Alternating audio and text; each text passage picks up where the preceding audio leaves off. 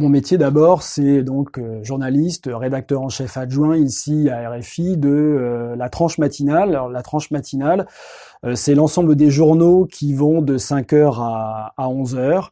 Et mon travail de rédacteur en chef, eh bien, c'est de les organiser, d'organiser le contenu de ces différents journaux-là. La tranche d'information matinale, c'est une tranche importante en radio d'une manière générale, parce que c'est là que l'essentiel de l'audience se fait.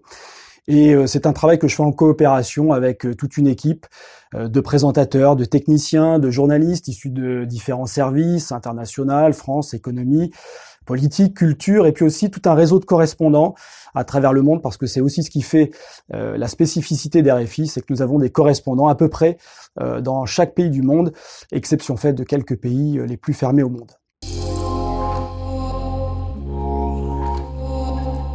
Alors, le journalisme, c'est raconter le monde, et puis c'est aussi aider les auditeurs, les téléspectateurs ou les lecteurs à comprendre ce monde-là, pour susciter ensuite le débat d'idées, mais avec toujours un impératif qui est de se baser sur les faits. Les faits et rien que les faits, c'est ce qui différencie le journalisme de l'idéologie. Alors les qualités, j'en vois plusieurs. La curiosité d'abord, essentielle à ce métier, le sens de l'écoute aussi, l'indépendance, et puis j'ajouterais l'intégrité et puis aussi l'originalité. C'est important, surtout aujourd'hui où on assiste quand même à une forme de mimétisme dans les médias, notamment via les chaînes d'information en continu. Donc un journaliste original, oui, c'est pas plus mal.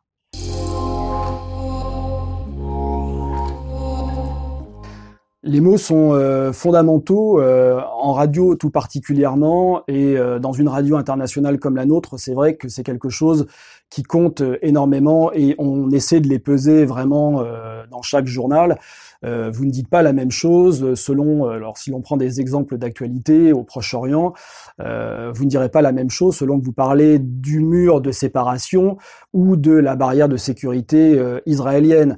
De la même manière qu'un migrant n'est pas tout à fait un réfugié politique, un demandeur d'asile ou un clandestin ou encore un sans-papier. On a à ce moment-là des nuances. Si l'on prend un autre exemple d'actualité encore, la Syrie, l'assaillant, le rebelle, le djihadiste ou le terroriste dans la terminologie officielle syrienne, évidemment la connotation politique derrière ces mots-là a du sens. Donc on doit y veiller. Et pour des exemples encore dans des phrases un petit peu des phrases de tous les jours, vous ne dites pas la même chose sur une manifestation qui a attiré quelques centaines de personnes ou une manifestation qui n'a attiré que quelques centaines de personnes. Vous voyez, même sur des petits mots comme ça, vous ne dites pas tout à fait la même chose, l'idée n'est pas tout à fait la même.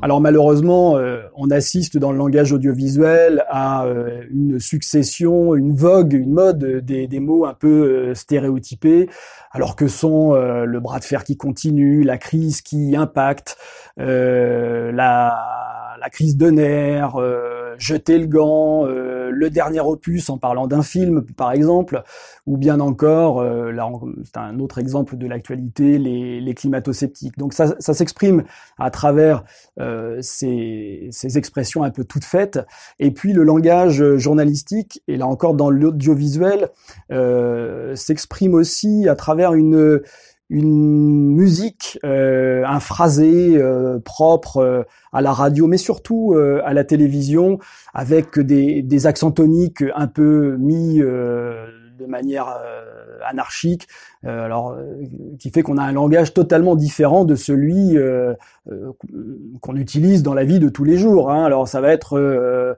Madame Machin a fait ses courses ce matin au supermarché pour acheter une boîte de pâtes. Vous allez le retranscrire à la télévision. Madame Machin est allée ce matin au marché pour amener une boîte de pâtes.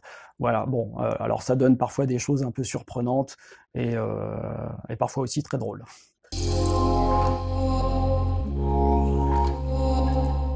En radio, la gestuelle, oui, elle est importante parce que lorsque vous êtes ici dans un studio avec un technicien et un journaliste, un présentateur de l'autre côté de la vitre, le seul moyen pour eux de communiquer, bien souvent, ça va être cette gestuelle, ce qui va permettre au présentateur de lancer, par exemple, une virgule, qui est cette petite respiration sonore dans le cadre d'un journal.